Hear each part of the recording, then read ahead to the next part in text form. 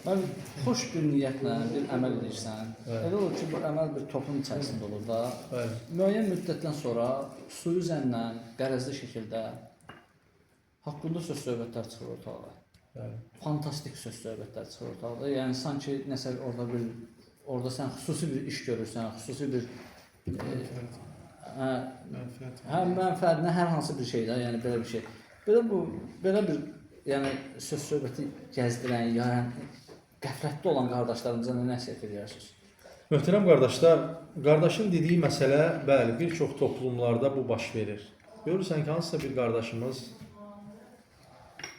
bir addım qabağa gedir, müəyyən bir xeyrə səbəb olmaq istəyir və şeytan ətrafdakı qardaşlara vəsvəsə verir ki, yəqin ki, bu qardaşın burada mənfəəti var, ona görə belə eləyir. Bəli, biz bunu eşidirik.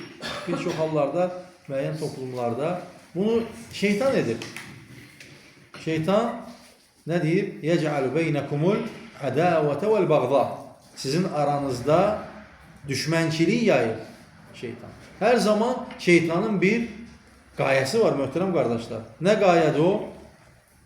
Aramızda düşmənçilik yaysın. Zəif müsəlman da ona tabi olur.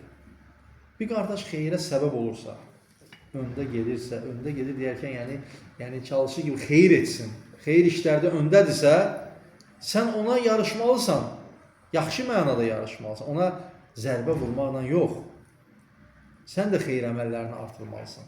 Necə ki, buyurulur ki, dünya məsələlərində özündən aşağıda olana bax, ancaq axirət məsələlərində özündən üstə olana bax ki, xeyir əməllərini artırasan.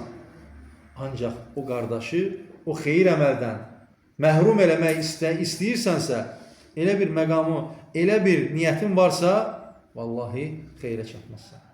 Müflis olarsan. Əgər bir qardaşın ki, xeyirdə öndədirsə və sən də onu götürə bilmirsən, onu həzm edə bilmirsənsə, deməli sənin qəlbin xəstədir. Qəlbini müalicə etmən lazımdır ki, sən onu götürə bilmirsən. Çünki Allah Resulü sallallahu aleyhi ve sellem buyurur ki, xalfə kullə ni'mətin məhsud. Hər bir nemətin arxasında həsəd edən var. Hər bir nemətin arxasında bu var. Ona görə diqqətli olmalısan. Və çalışmalısan ki, nəfsinə pay ayırmayasan. O qardaş xeyir edir. Sən ona dəstək ver. Ona zərbə vurma. Onun adından şayələr yayma. Düşün ki, Allah Resulü sallallahu aleyhi ve sellem o şayə yayanlar haqqında deyirəm. Bir gün sahabələrə günahlardan danışırdı. Söykənmişdi bir çiyini üstə. Birdən bu məqama çatanda yerindən qalxdı. Tələsik qalxdı. Ələ və şəhədətü zur. O məsələyə çatanda qalxdı, məsələnin ciddi olmasından. Dedi ki, yalancı şahidlik. Kimdir yalancı şahidlik eləyərsə, Allah qorusun. Bir ondan çəkinin. Ən çox çəkindirdiyi məsələlərdən birisi də yalancı şahidlik. Sən ola bilər ki, o qarşı qabaqda xeyir işləri görən qardaşa böhtan atarsan, yalandan şahidçilik eləyərsən, yalan onun haqqında yayarsan, Allah qorusun, o cənnətə girməz o insan. O insan böyük bir təhlükədədir. Allah Resulü o insandan çəkindirir ki, o insan ki, yalancı şahidlik edir. O böyük günahlardandır. Böyük günahlardandır. Çox böyük günahlardandır. Ona görə hətta o insanın yükünü yüklənmiş olursan. Orada cənnətə girməzsən, gələn vəsiflər var bəzi məqamlarda. Nəyə görə? Cənnətə, yəni böyük günah etməklə insan cənnətdən tam məhrum olmur. Böyük günah sahibi bilir ki, əbədi cəhənnəmlik deyil, əhl-i sələfin, əhl-i sünnənin fəhminə görə. Əhl-i sünnəyə görə günah sahibi günahını çəkir. Ancaq əbədi cəhənnəmə getmir, xavariclərə əks olaraq. Xavariclər nə deyir? Günah etdin, artıq sən İslamdan çıxdın, yox.